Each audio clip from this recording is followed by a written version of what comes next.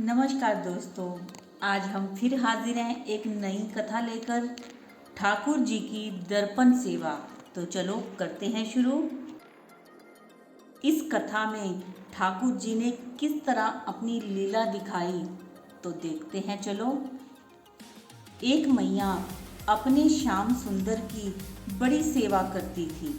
वह प्रातः उठकर अपने ठाकुर जी को बड़े प्यार दुलार और मनुहार से उठाती और स्नान श्रृंगार के बाद उनको आईना दिखाती, उसके बाद भोग लगाती थी। एक बार उसको एक मास की लंबी यात्रा पर जाना पड़ा। जाने से पूर्व उसने ठाकुर जी की सेवा अपनी पुत्र वधू को सौंपते हुए समझा रही थी कि ठाकुर जी की सेवा में कोई कमी ना करना। उनको श्रृंगार के बाद आईना दिखाना, इतना अच्छा श्रृंगार करना कि ठाकुर जी मुस्कुरा दें। दूसरे दिन बहू ने सास की आज्ञा अनुसार ठाकुर जी की सेवा की। उनको श्रृंगार के बाद दर्पण दिखाया और उसी दर्पण में धीरे से देखने लगी कि ठाकुर जी मुस्कुराए या नहीं। ठाकुर जी को जब मुस्कुराता ना देखा तो सोचा श्रृंगार में कमी हो गई। पगड़ी बंसी पोशाक सब ठीक करके फिर दर्पण दिखाकर झुककर देखा, ठाकुर जी पहले जैसे खड़े थे। एक बार पुनः पोशाक श्रृंगार ठीक किया, फिर से दर्पण दिखाया, ठाकुर जी नहीं मुस्कुराए। अब बेचारी डर गई। सोचा शायद ठीक से नहलाया नहीं। फिर से कपड़े उतारकर ठाकुर जी को स्नान कराया, पोशाक और श्रृंगार पधराया, पुनः दर्पण दिखाया, किंतु ठाकुर जी की मुस्कान ना देख सकी। एक बार फिर पोशाक उतारकर पूरा क्रम दोहराया, ठाकुर जी की मुस्कान तो नहीं मिली। इस प्रकार उसने 12 बार यही उपक्रिया करी। सुबह से दोपहर हो चुकी थी। घर का सब काम बाकी पड़ा था। ना कुछ खाया था ना पानी पिया था। बहुत जोर की भूख प्यास लगी थी, किंतु सास के आदेश की अवहेलना करने की उसकी हिम्मत नहीं थी। 13वीं बार उसने ठाकुर जी के वस्त्र उतारे, पुनः जल से स्नान कराया। ठाकुर जी सुबह से सर्दी के मौसम में स्नान कर कर के तंग हो चुके थे। उन्हें भी जोर की भूख लगी और प्यास भी लगी थी। इस बार फिर से वस्त्र आभूषण पहन रहे थे, किंतु उनके मन में भी बड़ी दुविधा थी। क्या करूं? श्रृंगार होने के बाद आसन पर विराज चुके थे। बहू ने दर्पण उठाया। ठाकुर जी ने निश्चय कर लिया था मुस्कुराने का। जैसे ही उसने दर्पण दिखाया और झुककर बगल से देखने की चेष्टा की, श्याम सुंदर मुस्कुरा रहे थे। उन्होंने अपनी लीला दिखा दी थी। उनकी भुवन मोहिनी हंसी देखकर बहू विस्मित हो गई, सारी दुनिया को भूल गई।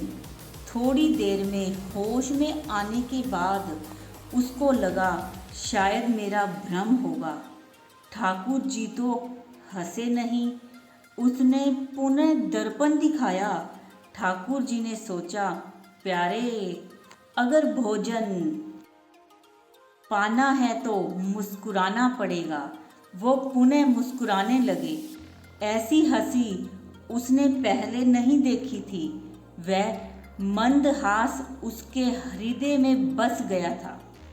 उस छवि को देखने का उसका बार बार मन हुआ।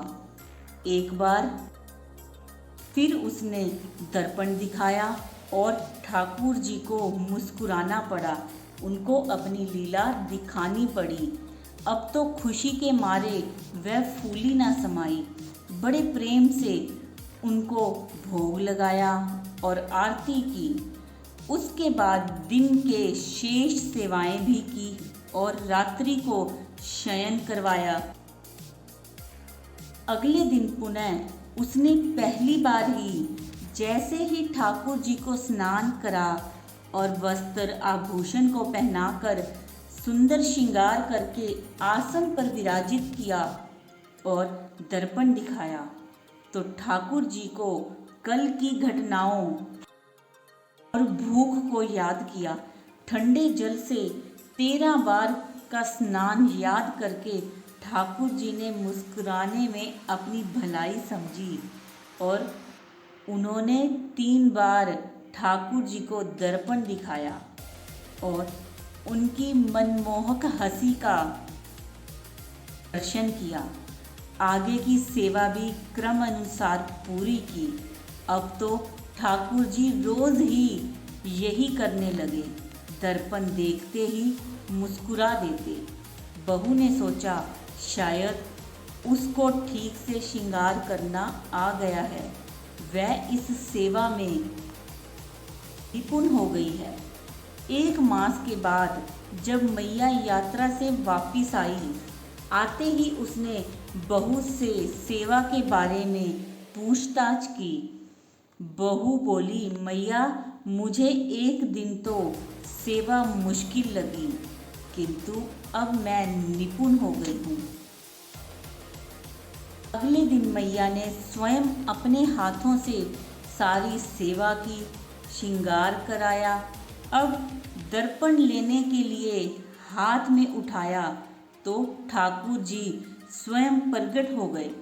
मैया का हाथ पकड़ लिया और बोले, मैया मैं तेरी सेवा से प्रसन्न तो हूँ, पर दर्पण देखने की सेवा तो मैं तेरी बहुरानी से ही करवाऊंगा, तू तो रहने दे। मैया बोली, लाला क्यों, मुझसे कोई भूल हुई? ठाकुर जी ने कहा, नहीं मैया, भूल तो नहीं हुई, पर मेरा मुस्कुराने का मन करता है और मैं तेरी बहुरानी के हाथ से दर्पण देखकर मुस्कुराने की आदत डाल चुका हूँ। अब ये सेवा तू उसी को करने दे। मैया ने बहुरानी को आवाज़ लगाई और उससे सारी बात पूछी। बहू ने बड़े ही सहज भाव से बता दिया, हाँ ऐसा रोज मुस्कुराते हैं, यह केवल पहले दिन समय लगा था।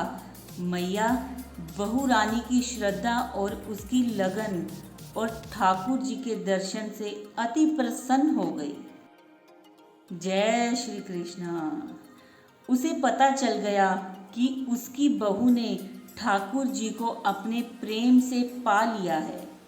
मैया अपनी बहुरानी को ठाकुर जी की सेवा सौंपकर निश्चित हो गई। जय जय श्री राधे, जय जय श्री राधे।